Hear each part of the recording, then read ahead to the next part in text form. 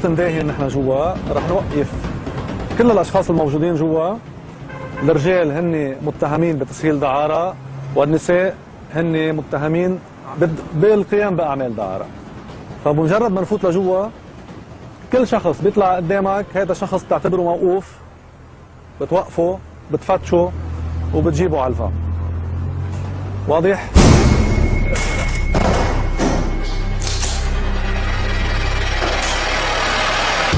بدأ التفتيش بدقة عن أدلة بتثبت استعمال المبنى للدعارة، والمفاجأة كانت إنه المبنى مسكون من قبل البنات ومشغلين.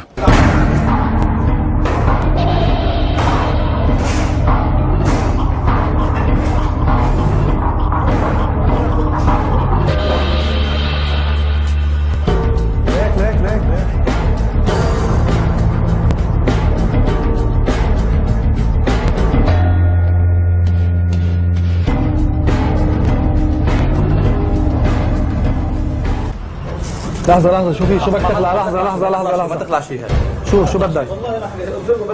شو بدك؟ شوف